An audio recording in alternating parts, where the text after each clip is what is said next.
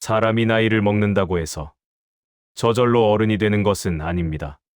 세월은 누구에게나 공평하게 흐르지만 그 세월을 어떻게 견뎌왔는지는 사람마다 다르기 때문입니다. 조선의 대학자 정약용은 말했습니다. 사람의 품격은 말솜씨나 지위에서 드러나는 것이 아니라 몸가짐, 말의 무게, 그리고 흔들릴 때의 태도에서 드러난다고 말입니다. 조선시대 위대한 철학자이자 개혁가 정약용의 말씀입니다. 정약용은 천주교 신앙으로 인해 죽도록 귀양을 가서 18년을 낙향하며 지냈어요. 그 고통스러운 시간 속에서 그는 엄청난 저작들을 남겼습니다. 500권이 넘는 책들을 남기셨는데 그 중에 정약용이 자신의 아들과 손자들을 위해 남긴 말이 있습니다. 바로 면언이에요.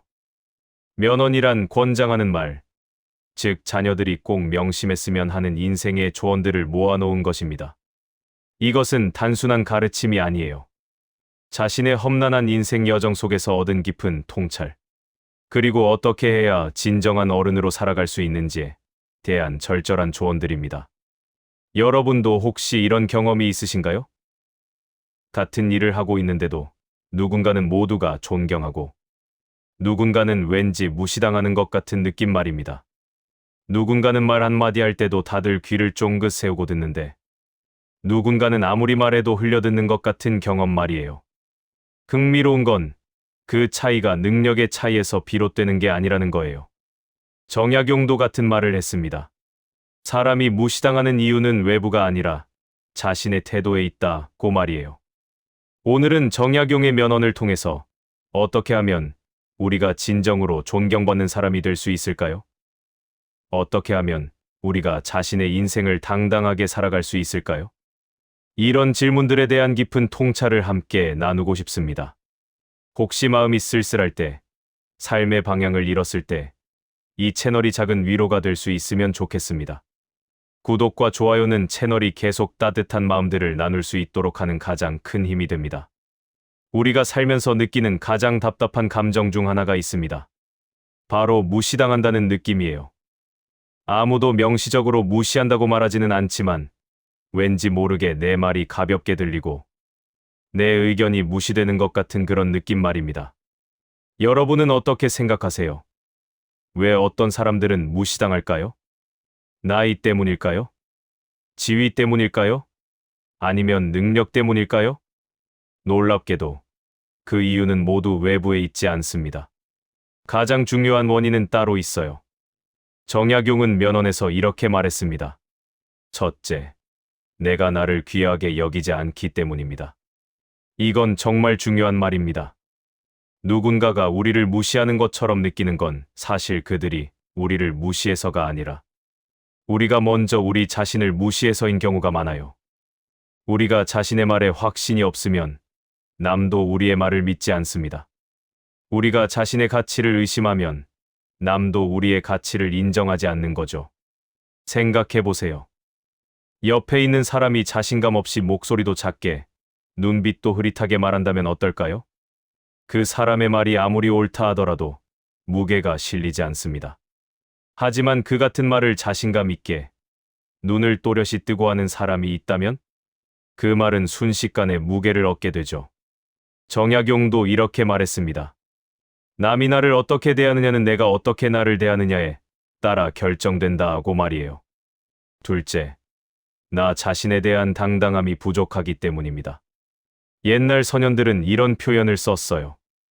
당당한 기상이 있어야 범접하지 못한다고 말입니다. 기상이란 뭘까요? 그건 외모나 옷차림 같은 외적인 것이 아니에요. 그건 내 안에서 풍기는 어떤 기운, 어떤 태도입니다. 마치 해가 떠오르면 어두움이 사라지듯이 우리가 내 안에 당당함을 가지면 남들은 자연스럽게 우리를 가볍게 대할 수 없게 되는 거예요. 제가 아는 분이 있습니다. 외모도 평범하고 특별한 지위도 없는 분인데 그분 주변에는 항상 사람들이 모입니다. 왜일까요? 그분이 풍기는 태도 때문입니다. 그분은 자신에게 거짓말을 하지 않아요. 자신이 할 수 없는 것은 못한다고 말하고 할 수 있는 것은 반드시 합니다. 자신의 말에 책임을 지고 자신의 행동에 책임을 집니다. 그렇게 되니까 자연스럽게 모든 사람이 그분을 존경하게 되었어요. 셋째, 내가 흔들리면 남도 나를 흔들 수 있다는 거죠. 생각해 보세요. 강한 나뭇가지가 있습니다. 바람이 불어도 흔들립니다. 하지만 꺾이지는 않습니다. 반면에 약한 나뭇가지는 조금만 건드려도 여기저기 흔들립니다. 사람도 마찬가지예요. 우리가 조금 어떤 말에 흔들리고, 조금 남의 시선에 불안해하고, 자신의 판단에 자신이 없으면 남들은 그 약함을 본능적으로 알아챕니다. 그리고 자연스럽게 우리를 대하는 태도가 바뀌어요. 반대로 우리가 깊은 뿌리를 가지고 내 중심을 잃지 않으면 남들은 아무리 건드리려고 해도 우리를 움직일 수 없다는 걸 알게 됩니다.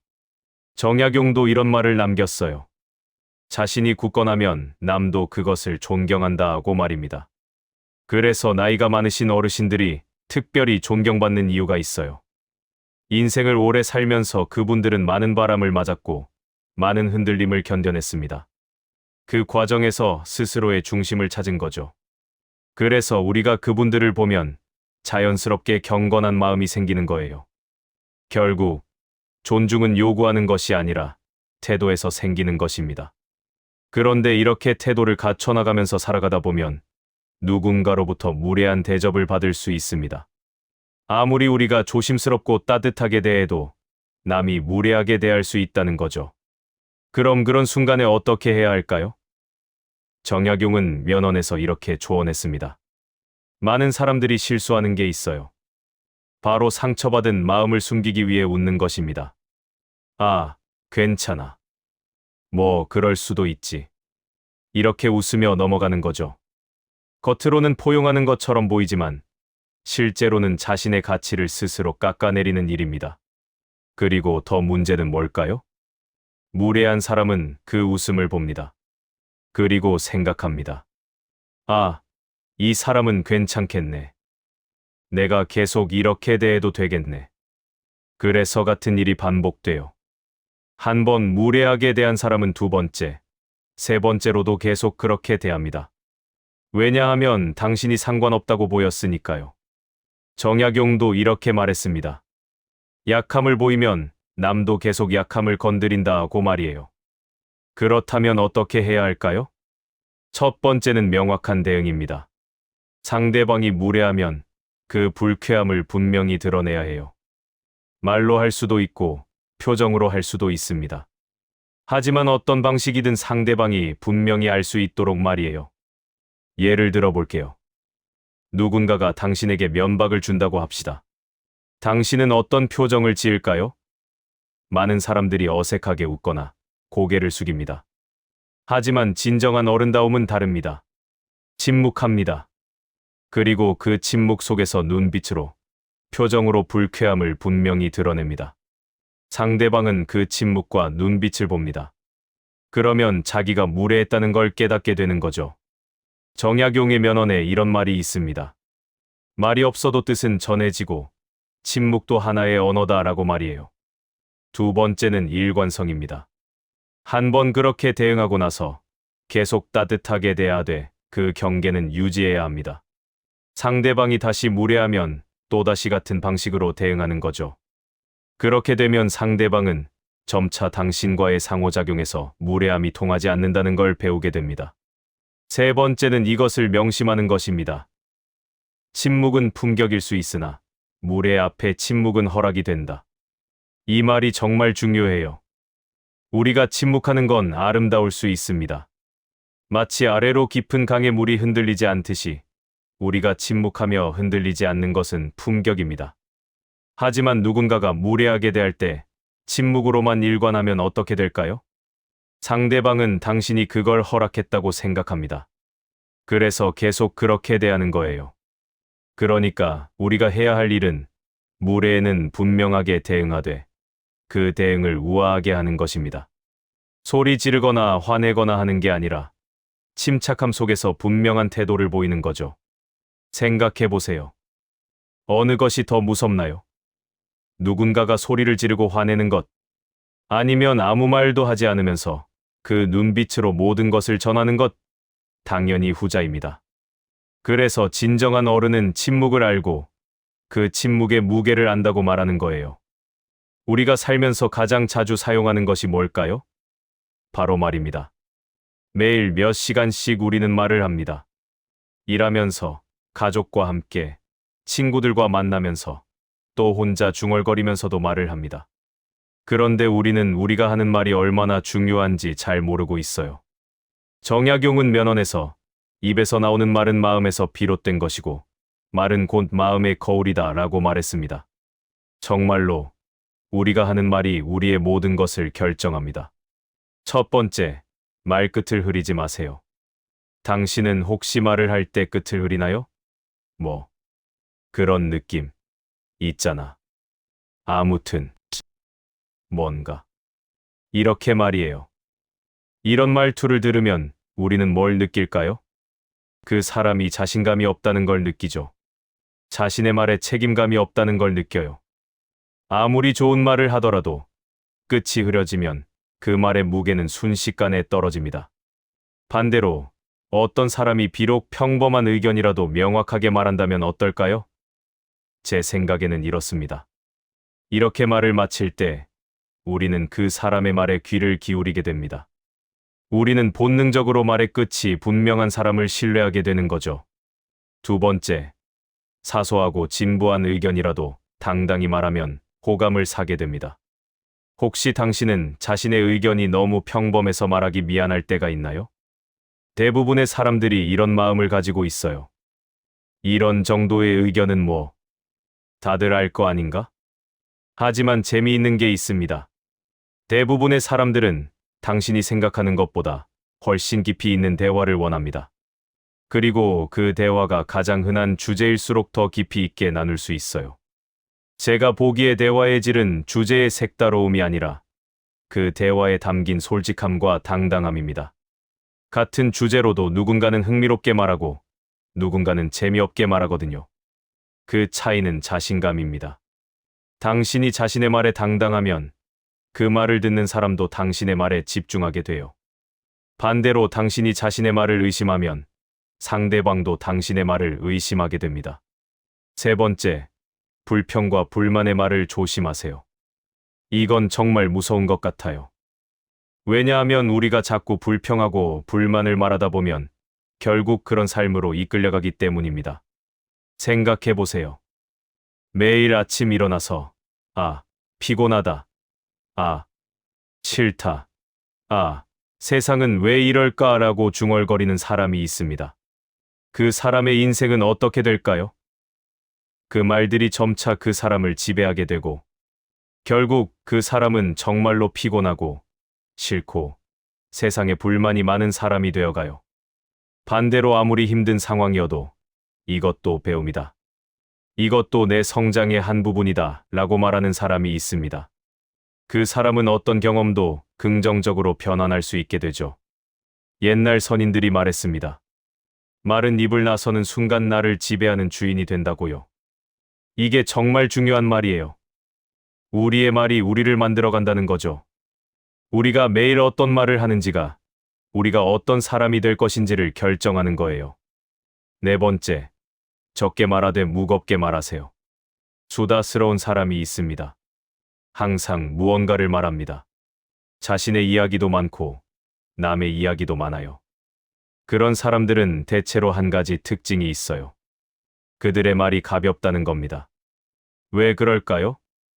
말이 많으면 각각의 말이 가질 수 있는 무게가 줄어들기 때문입니다. 마치 큰 종 하나가 울릴 때의 울림과 조그만 종, 여러 개가 울릴 때의 울림이 다르듯이 우리의 말도 그렇습니다. 반대로 말을 적게 하는 사람이 있습니다. 그 사람이 말할 때면 모두가 조용해집니다. 무엇이 그런 차이를 만들까요? 그것은 말의 개수가 아니라 말의 무게입니다. 말이 적으면 우리는 더욱 신중해집니다. 이 말을 꼭 해야 할까? 이 말이 정말 필요할까? 이런 생각들을 하게 되는 거죠. 그러다 보면 우리의 말은 자연스럽게 무거워져요. 제가 알고 있는 분이 있습니다. 말을 거의 하지 않으세요. 하지만 그분이 말할 때면 정말로 뭔가 깊이 있는 이야기를 합니다. 그래서 사람들은 그분의 한마디 한마디를 귀 기울여 듣게 되는 거죠. 결국 내가 하는 말이 곧 나의 그릇을 결정합니다. 우리가 좋은 말을 하면 우리는 그 좋은 말에 맞춰서 살아가게 돼요. 우리가 깊이 있는 말을 하면 우리는 그 깊이에 도달하기 위해 스스로를 수련하게 되죠. 반대로 가벼운 말만 하면 우리는 가벼운 사람이 되어가고, 부정적인 말만 하면 우리는 부정적인 세상을 살아가게 되는 거예요. 그래서 우리가 할 수 있는 가장 작지만 가장 중요한 변화는 우리가 하는 말을 바꾸는 것입니다. 이제 우리가 꼭 이야기해야 할 부분이 있습니다. 그것은 바로 감정입니다. 우리는 모두 감정의 생물입니다. 기쁠 때가 있고 슬플 때가 있어요. 화날 때도 있고 외로울 때도 있습니다. 그런데 여기서 중요한 게 있어요.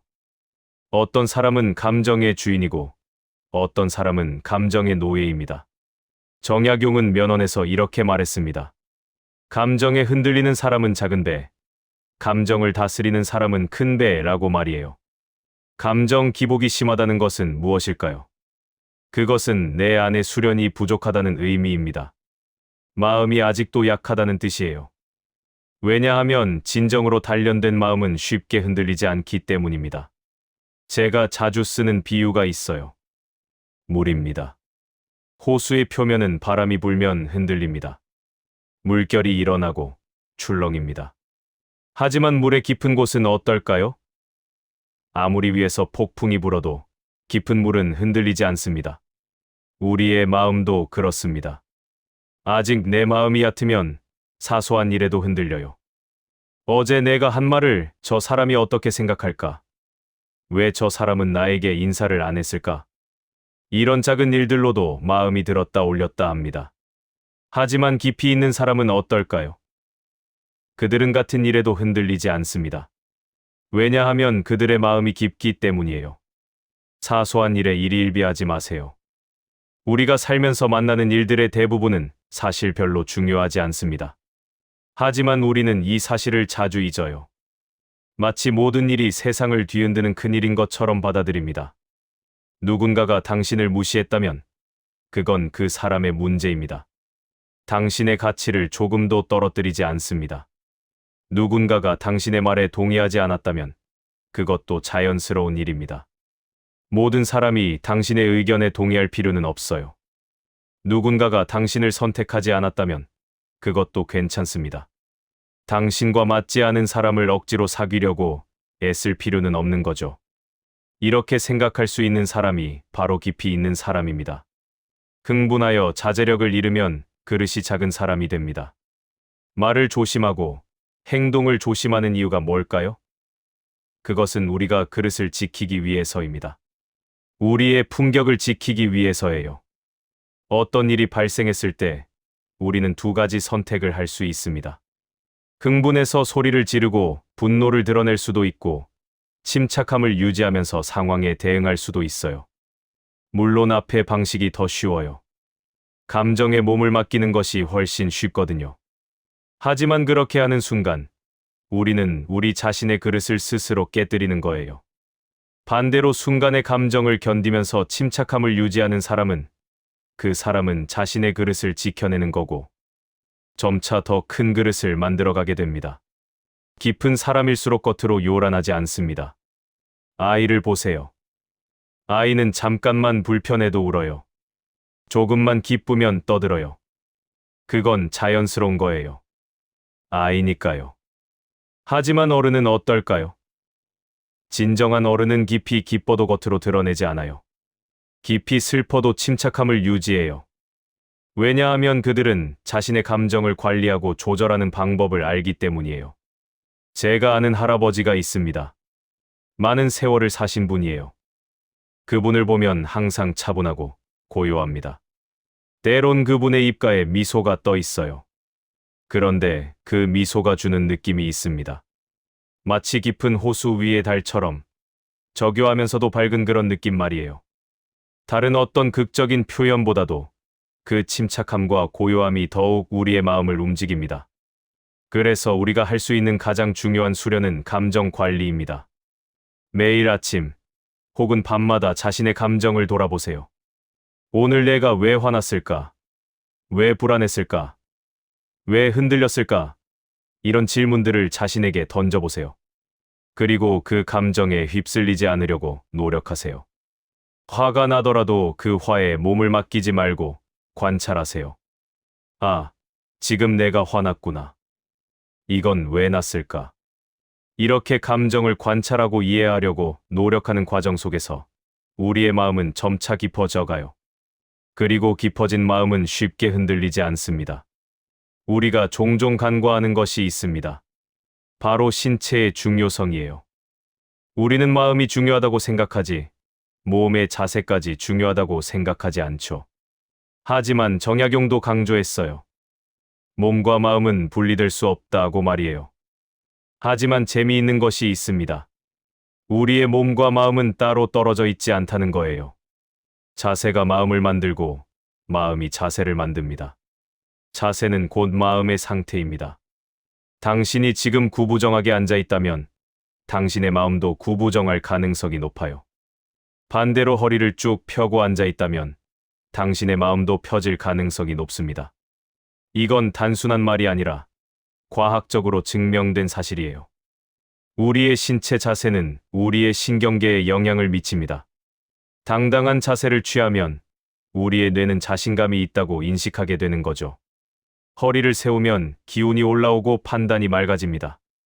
아침에 일어났을 때를 생각해 보세요. 더부룩하고 자세가 흐느적하면 어떨까요? 온종일 힘이 없고 판단이 흐려져요.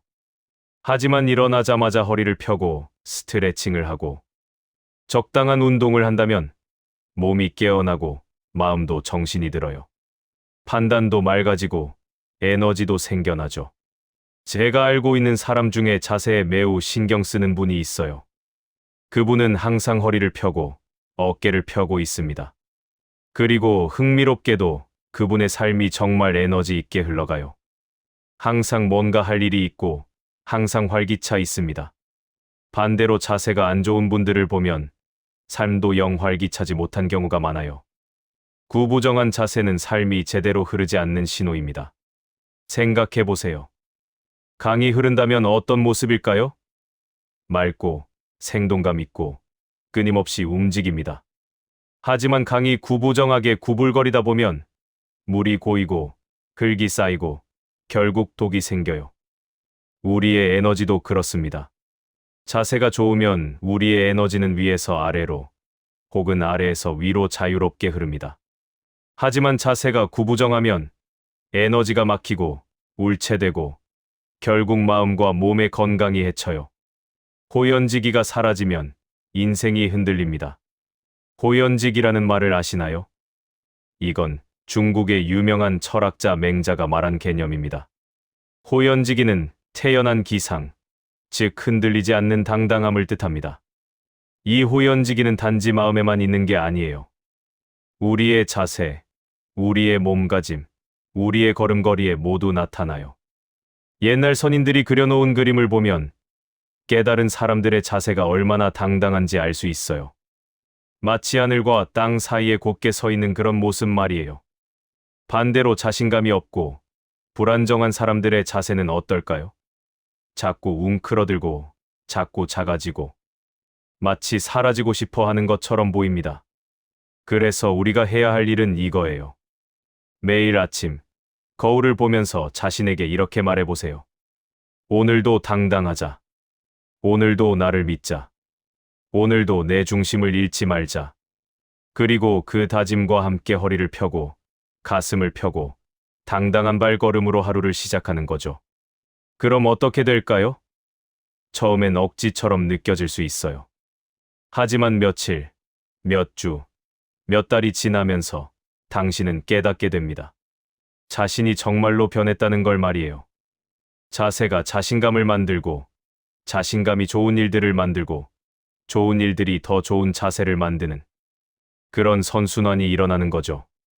결국 자세 하나가 인생의 태도를 만듭니다. 이제 마지막입니다. 우리가 이 모든 것을 이야기하면서 가지고 있던 한 가지 질문이 있어요. 그것은 바로 그럼 진정한 어른이란 누구인가? 라는 거죠. 정약용이 평생 탐구한 것도 바로 이 질문이었습니다. 많은 사람들이 생각하는 어른은 이렇습니다. 완성된 사람. 모든 걸 다 아는 사람. 항상 옳은 결정을 내리는 사람. 절대 실수하지 않는 사람. 하지만 그런 어른은 존재하지 않습니다. 아니, 존재할 수도 없어요. 정약용도 그렇게 생각했습니다. 그래서 그는 완벽한 사람이 되려고 하지 않았어요. 대신 더 나은 사람이 되려고 계속 노력했습니다. 진정한 어른이란 완성된 사람이 아니라 바르게 살려고 애쓰는 사람입니다. 이게 정말 중요한 말이에요. 어른다움은 도착점이 아니라 여정입니다. 완성이 아니라 끊임없는 노력이에요.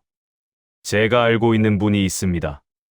벌써 80이 넘은 할머니신데 여전히 자신의 행동과 말을 돌아봅니다. 어제 내가 저 사람에게 상처를 주지 않았을까? 내가 너무 자기중심적이지 않았을까? 이렇게 계속 물음을 던집니다. 아, 그분의 겸손함이 얼마나 아름다운지 몰라요. 그분은 아직도 배우려고 하고 아직도 자신을 개선하려고 애쓰는 거예요. 그래서 모든 사람이 그분을 존경합니다. 완성된 모습 때문이 아니라 바르게 살려고 끊임없이 노력하는 그 모습 때문에 말이에요. 부끄러움을 알고 스스로를 돌아보는 사람입니다. 우리가 살면서 가장 중요한 감정이 뭘까요? 제 생각에는 그것이 부끄러움이에요. 부끄러움이 없는 사람은 성장할 수 없거든요. 부끄러움은 우리가 뭔가 잘못했을 때의 신호예요. 그래서 부끄러움을 느끼는 것은 나약함이 아니라 자신을 돌아볼 수 있는 능력입니다. 많은 사람들이 부끄러움을 피하려고 합니다. 자존심 때문에 혹은 체면 때문에 말이에요. 하지만 진정한 어른은 다릅니다. 진정한 어른은 자신의 부끄러움을 정면으로 마주합니다. 아, 내가 저건 잘못했구나. 이렇게 인정하고, 그럼 어떻게 개선할까? 라고 물음을 던지는 거죠. 제가 본 가장 존경스러운 사람들은 모두 이런 특징이 있어요. 자신의 실수를 인정하고, 그것을 기꺼이 드러내고, 그것으로부터 배우려고 노력하는 그런 모습 말이에요. 말과 행동에 책임지는 사람입니다. 우리가 살면서 가장 쉽게 하는 것 중 하나가 뭘까요? 바로 말을 외면하는 것입니다. 아, 내가 그럼 그렇게 말했었나? 기억 안 나는데. 하지만 진정한 어른은 다릅니다. 자신이 한 말에 책임을 져요. 자신이 한 행동에도 책임을 집니다. 어떤 분을 알았어요. 그분은 정말로 말을 조심하세요. 왜냐하면 그분은 자신이 한 말이 얼마나 무거운지 알기 때문이에요. 그래서 한 번 입을 열 때마다 생각을 하고 책임감을 가지고 말씀해요. 그래서 그분의 말은 정말로 무게가 있고 우리는 그분의 말을 믿을 수 있는 거죠. 선행은 작아도 반드시 실천하는 사람입니다. 우리는 항상 거창한 것만 생각해요. 언젠가 내가 큰 봉사를 해야지. 언젠가 나도 훌륭한 사람이 되어야지. 이렇게 말이에요. 하지만 진정한 어른은 다릅니다. 지금, 여기서 할 수 있는 작은 선행부터 실천해요. 옆에 있는 사람에게 따뜻한 말 한마디. 힘들어하는 사람을 바라보는 따뜻한 눈빛. 필요한 사람에게 건네는 작은 도움의 손길. 이런 작은 것들이 쌓여서 결국 그 사람의 인생을 만들어가는 거예요. 제가 본 가장 아름다운 사람들은 모두 이런 특징이 있어요. 거창하지는 않지만 정말 작은 것부터 실천하는 그런 모습 말이에요. 그리고 흥미롭게도 그런 사람들의 주변에는 항상 사람들이 모여요. 조급해하지 않고 세월을 견디는 사람입니다. 우리가 살면서 가장 잃기 쉬운 것이 뭘까요? 바로 인내심입니다. 세상이 점점 빨라지면서 우리는 모든 걸 빠르게 원하게 됐어요. 빠른 성공, 빠른 결과, 빠른 행복 말이에요. 하지만 진정한 어른은 다릅니다. 진정한 어른은 알아요. 좋은 것들은 시간이 걸린다는 거를. 진정한 깊이는 한두 해에 만들어지지 않는다는 거를 말이에요. 그래서 그들은 조급해하지 않습니다. 마치 나이 먹는 포도주처럼 시간이 지날수록 더욱 깊고 맛있어지기를 원하는 거죠. 생각해보세요. 옛날 이야기에 나오는 현자들은 항상 나이가 많았어요. 왜일까요? 그건 오랜 세월 동안 많은 일을 겪으면서 그들의 마음이 깊어졌기 때문이에요. 그래서 어른다움은 완성이 아니라 방향입니다. 우리가 어떤 방향으로 살고 있는지가 중요해요. 자신을 개선하려고 애쓰는 방향인지 아니면 자신을 합리화하려고만 하는 방향인지가 말이에요. 진정한 어른은 항상 전자를 선택합니다. 자신을 개선하고, 자신을 깊게 하고, 자신을 더욱 따뜻하게 만들려고 애쓰는 방향으로 살아가는 거죠. 그리고 그런 방향성이 모여서 결국 그 사람의 인생을 만들어가요. 완성된 인생이 아니라 아름다운 여정이 되는 거랍니다. 자, 오늘 함께 나눈 이야기를 다시 정리해 볼게요. 정약용의 면언을 통해서 배웠습니다. 우리가 무시당하는 이유는 외부의 누군가가 아니라 자기 자신의 태도에 있다는 거였어요. 그리고 그 태도를 바꾸기 위해 우리가 할 수 있는 것들이 있다는 것을 배웠습니다. 무례에는 분명하게 대응하되 우아하게 대응하기. 말은 적게 하되 무겁게 하기. 감정은 조절하되 깊은 마음을 키우기. 자세는 바르게 하되 당당한 기운을 기르기. 그리고 무엇보다 중요한 것은 정약용이 평생 보여줬던 그 태도입니다. 귀양살이 18년이라는 고통 속에서도 그는 더 나은 사람이 되기 위해 노력했습니다. 우리도 그렇게 할 수 있습니다. 우리 모두가 완벽한 어른이 될 필요는 없어요. 대신 바르게 살려고 애쓰는 방향으로 살아가면 된다는 거죠. 정약용의 말을 빌리자면 하루하루 옳은 것을 추구하면 어느 날 당신은 깨닫게 될 것이다. 자신이 얼마나 성장했는지를. 만약 당신이 지금 누군가로부터 무시당하고 있다면 그것은 당신의 문제가 아니라 당신의 태도를 바꿀 기회라고 생각해 보세요. 만약 당신이 지금 흔들리고 있다면 그것은 당신의 약함이 아니라 더욱 깊어질 기회라고 생각해 보세요. 모든 순간이, 모든 경험이 우리를 더욱 깊고 더욱 아름다운 사람으로 만들어갑니다. 정약용이 그랬듯이 우리도 그럴 수 있습니다. 구독과 좋아요로 함께 해주세요. 오늘도 감사합니다. 그리고 내일도 당신이 당당한 한 걸음을 떼기를 응원합니다.